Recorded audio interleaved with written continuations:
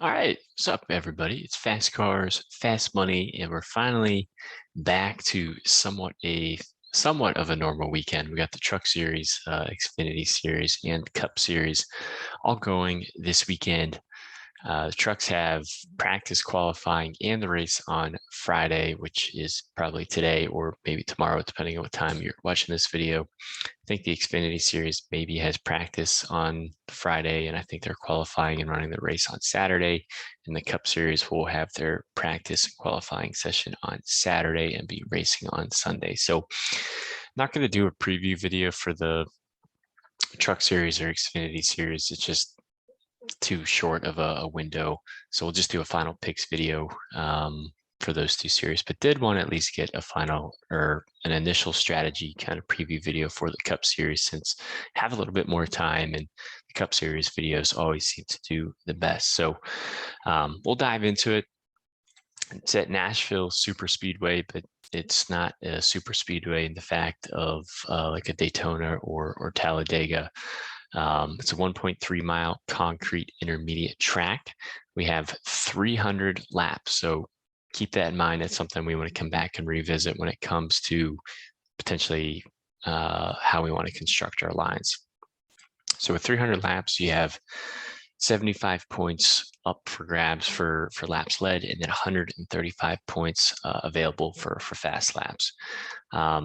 If you don't remember, Nashville is kind of a single groove racetrack, like we've seen all year long. It's probably going to be hard to pass. Probably going to have tire issues, cars, getting up into the wall or spinning out, potentially having mechanical, failures. Hopefully we don't have too much of that, but really I just want to focus on lap leaders. Restarts will probably be chaotic. And then once they kind of get in the line, I expect them to just kind of ride in place until, we get that caution flag. But one thing that we've really been seeing this year, especially in the Cup Series, is it's very different from last year. Last year, we would see maybe one or two drivers literally dominate a race. And that's what Kyle Larson did this last year at Nashville, just almost leading every single lap, running away from the field. No other cars really had a shot. We haven't really seen any truly like dominating performances this year. I mean, yeah, there've been a handful here and there, but really for the most part, we're seeing a lot of value. We're seeing a lot of different lap leaders, a lot of drivers running up front that not necessarily are always the most expensive drivers either. So with that in mind, it kind of transitions over to the driver breakdown. And this is probably all going to change. And once qualifying's done, we'll put, where they start, what our interest levels are, tell you why we like them or don't like them. We'll post it on Twitter. It's at FastCarsFM. But coming into this weekend, I was really just looking at, really just how they've been running this year. I don't want to really look at any other data. I don't want to look at data from last year's race, just because I think this race is going to play out differently. I think practice and qualifying should be pretty telling and help us determine maybe what drivers we want to be higher on versus lower on. But if we look into this, I'm actually still surprised that Larson is still the most expensive. He might honestly have been the most expensive every single week this year, aside from a couple of different tracks that we've been to. But he's just not having those dominating performances, and we're seeing multiple lap leaders. And if you're paying all the way up for Larson, you want him to get out front and dominate this race. And we just haven't seen that same caliber of driver, from him this year compared to last year, or we just haven't really seen the races play out that way. But the two drivers I really want to focus on the most are going to be those two drivers in green. So if you look at the intermediate data this year, by far, at least according to, driver rating, how takes all these different metrics into consideration. And if you actually just look at their finishes, where they're running in the race, the speed that they have, my two favorite plays coming in the weekend are going to be Kyle Busch and Ross Chastain. Those are really the two core drivers I want to plug into my line initially. Things could change, or those are going to be the two core drivers I want to build around, and then, tweak different variations of that lineup. But I think if you start with Kyle Busch and Ross Chastain. I think that's a good way to go about building lines this weekend.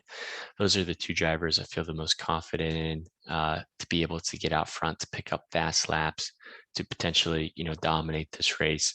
Both of them have been pretty quick on pit road, and they've just been fast, all year long. So really like the both of them. And then from there, I would say the drivers in yellow would be my maybe like tier 2 dominator plays. So I feel the most confident Kyle Busch and Chastain as being like tier 1 dominators. I want to really build around those guys. But I want to try to get as many lap leaders into my line as possible this weekend. So when I come to who could potentially be that third dominator, who are some good plays to maybe stack with a Kyle Busch and or Ross Chastain, I think you immediately just have to look at JGR. If you really just focus on the intermediate tracks, JGR has been better than Hendrick green flag speed wise. They've gotten a little unlucky with some of the finishes, but speed is there. So love Hamlin. I like Truex. I like Bell. It's not to say I'm not going to have, Larson, Elliott, Byron, Blaney, or Logano. Like, again, this is before they arrive to the track. This is before we see practice times. This is before we know where they're starting. But coming into this weekend, this is kind of the drivers I want to focus on, drivers I want to be maybe looking at a little bit more closely than some of the others, maybe comparing two of them side by side to kind of figure out what driver do I want to go a little bit, above the field on, or maybe a little bit below the field, and so on and so forth. So those are kind of my top dominator plays. So I think if you can try to get 2 to 3 of those drivers in a line, you're going to be in a pretty good spot this week. From there, I would say my tier 4, dominator plays that have a chance of getting out front, probably not as likely as the yellow or the green drivers there, would be basically the entire 8K range. Mainly probably Bowman, Harvick, Busch, and Briscoe. We'll see what Reddick can do. My only fear is I know Reddick likes to run the high line and pick up a lot of momentum. My only fear is the bottom of the track, is I think where is going to be the fastest way around, and I think where you're going to have to make passes. And I don't know necessarily if Reddick will be able to do that, but if he can get the lead on pit road, I think any driver who's out front, who isn't in the dirty air, is going to have a good chance of leading. So it's also the most expensive. So depending on how aggressive you are with some of these drivers up here, he might be difficult to get to. I think Bowman gives you a lot of great value. Harvick's been consistent, pretty consistently getting top 10s.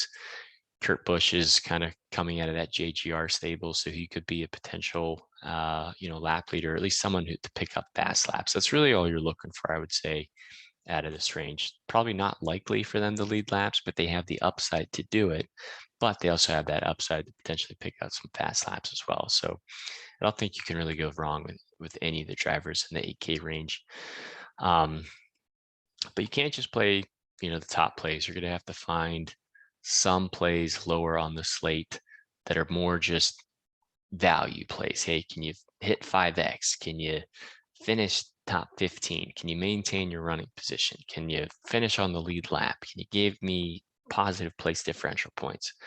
I like most of the 7K range for a lot of that. I think, Suarez is coming out of that Trackhouse stable. It's crazy the price difference between him and Chastain. I mean, Chastain has been so much of a better driver and a driver that's getting up to the lead, but Suarez can easily run, top 10, top 15, if he has a good car and if he doesn't make mistakes. Cindric's a Penske car for $7,900. He hasn't been great, but he hasn't been absolutely terrible. Almirola, no one really ever seems to play Almirola. He's just always, kind of consistently there, running usually 12th to 15th, somewhere in that range. Eric Jones has been really fast this year. Eric Jones and Ricky Stenhouse will probably be my 2 favorite plays out of this range, just from a value standpoint. And I think a lot of people are potentially going to go to Suarez. And then from there, a lot of these drivers will just kind of depend on where they start, what their times look like in practice. But I really like Bubba Wallace. Again, another kind of JGR affiliate team.